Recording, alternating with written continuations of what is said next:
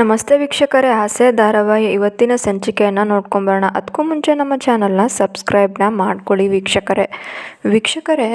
ಇಲ್ಲಿ ಮೀನಾ ಮನೆಗೆ ಮೀನಾ ಅವ್ರ ತಾಯಿ ಮತ್ತು ಅವರ ಕನಕ ಇಬ್ಬರು ಕೂಡ ಮನೆಗೆ ಬರ್ತಾ ಇದ್ದಾರೆ. ಯಾಕಂದರೆ ಇವತ್ತು ಮೀನಾ ಅವರ ತಂದೆಯ ಒಂದು ಆರಾಧನೆ ಇರುತ್ತೆ, ತಿಥಿಯ ಕಾರ್ಯಕ್ರಮ ಇರುತ್ತೆ. ಅದಕ್ಕೋಸ್ಕರ ಎಲ್ಲರೂ ಕೂಡ ಕರಿಬೇಕು ಅಂತೇಳಿ ಬರ್ತಾ ಇದ್ದಾರೆ.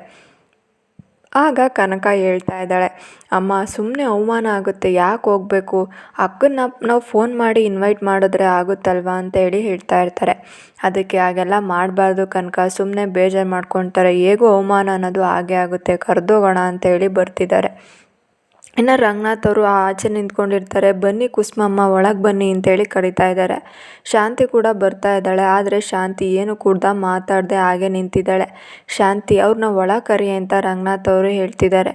ಅವ್ರಿಗೆ ನೀವು ಕರಿತಿದ್ದೀರ ತಾನೇ, ನಾನು ಅವ್ರಿಗೆ ಆರತಿ ತಟ್ಟೆ ಮಾಡಿ ಡಂಗೂರ ಹೊಡೆದು ಒಳಗೆ ಕರಿಬೇಕಾ, ಬರ್ತಾರೆ ಬಿಡಿ ಅಂತ ಹೇಳಿ ಹೇಳ್ತಾ ಇರ್ತಾರೆ.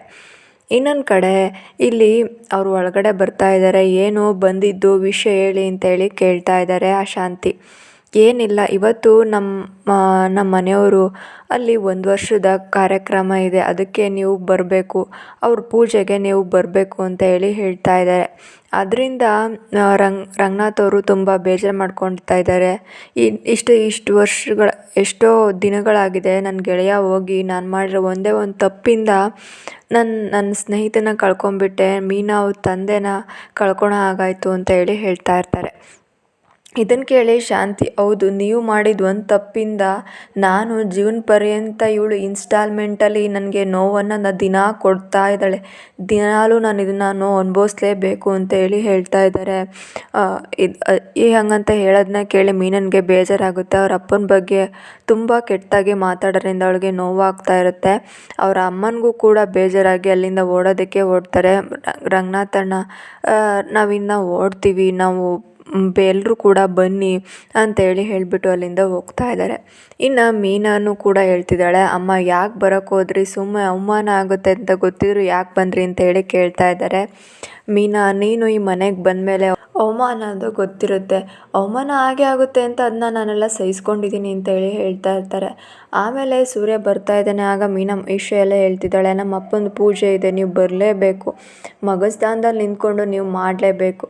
ನನ್ನ ಮೇಲೆ ಅಮ್ಮನ ಮೇಲೆ ಎಷ್ಟು ಕೋಪ ತಾಪ ಇದೆಯೋ ಗೊತ್ತಿಲ್ಲ, ನನ್ನ ತಮ್ಮನ ಮೇಲೆ ಎಷ್ಟು ಕೋಪ ಇದೆಯೋ ಗೊತ್ತಿಲ್ಲ, ಆದರೆ ನೀವು ಬಂದು ಅಲ್ಲಿ ನಿಂತ್ಕೊಂಡು ಮಾಡಲೇಬೇಕು ಅಂತೇಳಿ ಹೇಳ್ತಿರ್ತಾರೆ. ಸೂರ್ಯ, ಇಲ್ಲ ನಾನು ಬರೋದಿಲ್ಲ, ನಾನು ಆ ಮನೆಗೆ ಹೋಗೋಲ್ಲ, ನನಗೆ ಇಷ್ಟ ಇಲ್ಲ ಅಂತ ಹೇಳಿದ್ರು ಕೂಡ ಮೀನಾ ಅವಳು ಷರತ್ತನ್ನು ಹಾಕ್ಬಿಟ್ಟು ಅಲ್ಲಿಂದ ಹೋಗ್ತಾ ಇದ್ದಾಳೆ. ಆಮೇಲೆ ಮೀನಾ ನಿಂತ್ಕೊಂಡು ರೂಮಲ್ಲಿ ಅಳ್ತಾ ಇರ್ತಾಳೆ. ಆಮೇಲೆ ಮೀನಾ ರೂಮಲ್ಲಿ ಇರ್ತಾಳೆ. ಈ ಕಡೆ ರಂಗನಾಥ್ ಫೋಟೋ ನೋಡಿ ಅಳ್ತಾ ಇರ್ತಾರೆ. ನಾನು ಮಾಡಿರೋ ಒಂದು ತಪ್ಪಿಂದ ನೀನು ಇವತ್ತು ನಮ್ಮನ್ನೆಲ್ಲ ಬಿಟ್ಟು ಹೋಗ್ಬಿಟ್ಟಲ್ಲ. ಮೀನಾಗೆ ತನ್ನ ತಂದೆ ಕೊರಗನ್ನು ನಾನೇ ಕೊಟ್ಬಿಟ್ನಲ್ಲ, ಇದನ್ನು ಜೀವನ ಪರ್ಯಂತ ನಾನೇ ಅನುಭವಿಸ್ಬೇಕಲ್ಲ ಅಂತೇಳಿ ಅನ್ಕೊತಾ ಇದ್ದಾರೆ. ಅದೇ ರೀತಿ ಅಲ್ಲಿ ಮೀನಾ ಕೂಡ ಬರ್ತಾ ಇದ್ದಾಳೆ. ಮಾವ, ನಾನು ದೇವ್ರ ಹತ್ರ ಒಂದೇ ಒಂದನ್ನು ಕೇಳ್ಕೊಂಡ್ರೆ ಅದು ಅಪ್ಪನ್ನ ಮತ್ತೆ ತೊಗೊಂಬರೋದಕ್ಕಾಗುತ್ತಾ ಅಂತ ಕೇಳ್ಕೊತೀನಿ. ಆದರೆ ದೇವರು ನನಗೆ ನನ್ನ ಅಪ್ಪನ ಥರನೇ ಒಬ್ಬರನ್ನ ಕೊಟ್ಟಿದ್ದಾರೆ, ಮಾವನ ಸ್ಥಾನದಲ್ಲಿ ನಿಮ್ಮನ್ನು ಅಪ್ಪನ ಥರ ನಾನು ನೋಡ್ತಾ ಇದ್ದೀನಿ ಮಾವ ಅಂತೇಳಿ ಹೇಳ್ತಿರ್ತಾರೆ. ಅವರಿಬ್ಬರು ಕೂಡ ಹಗ್ ಮಾಡ್ತಿದ್ದಾರೆ. ಹೌದು ಕೊಂದ, ನನಗೆ ಹೆಣ್ಮಕ್ಳಿಲ್ಲ ಅನ್ನೋದನ್ನ ನೀನು ತೀರಿಸ್ಬಿಟ್ಟೆ ಅಂತೇಳಿ ಹಗ್ ಮಾಡ್ತಾ ಇದ್ದಾರೆ. ಅವರಿಬ್ಬರು ಕೂಡ ಹಾಗೆ ಖುಷಿನ ಪಡ್ತಾ ಇದ್ದಾರೆ. ಇನ್ನೊಂದು ಕಡೆ ಸೂರ್ಯ ಮೀನಾ ಮನೆಗೆ ಹೋಗಿದ್ದಾರೆ. ಮೀನಾ ಮನೆಗೆ ಹೋಗ್ಬೇಕಾದ್ರೆ ಅವ್ರ ಪಕ್ಕದ ಮನೆಯವರೆಲ್ಲ, ಏನಪ್ಪ ಸೂರ್ಯ ಇಷ್ಟೊತ್ತಿಗೆ ಬರ್ತಾ ಇದೆಯಾ, ಇಷ್ಟು ಲೇಟಾಗ ಬರೋದು ಅಂತೇಳಿ ಕೇಳ್ತಾ ಇರ್ತಾರೆ. ಕುಸುಮ ಅವರು ನಿಮ್ಮ ಮೇಲೆ ಎಷ್ಟೊಂದು ನಂಬಿಕೆ ಇಟ್ಟಿದ್ರು, ಮನೆ ಮಗ ಅಂದ್ಕೊಂಡಿದ್ರು, ಆದರೆ ನೀನು ನೋಡಿದ್ರೆ ಮನೆ ಮುರಿಯೋ ಕೆಲಸನ ಮಾಡ್ತಾ ಇದೆಯಲ್ಲಪ್ಪ ಅಂತೇಳಿ ಹೇಳ್ತಿರ್ತಾರೆ. ಸೂರ್ಯ ಆದರೂ ಕೂಡ ಮೇಲ್ಗಡೆ ಹೋಗ್ತಾ ಇದ್ದಾನೆ. ಆವಾಗ ಮಂಜು ಆರತಿನ ಮಾಡ್ತಿರ್ತಾನೆ. ಅವನಿಗೆ ಆರತಿ ಕೂಡ ಮಾಡೋದಕ್ಕಾಗಲ್ಲ, ಆರತಿ ತಟ್ಟೆ ಕೆಳಗೆ ಬಿದ್ದುಬಿಡುತ್ತೆ.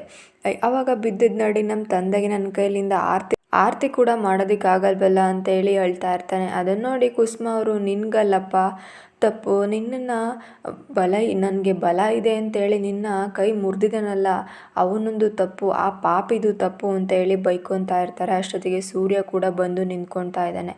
ಇನ್ನೊಂದು ಕಡೆ ಅಲ್ಲಿ ಮೀನಾ ಕೂಡ ಇರ್ತಾಳೆ. ಮೀನು ಮನಸ್ಸಿಗೂ ನೋವಾಗ್ತಾ ಇರುತ್ತೆ.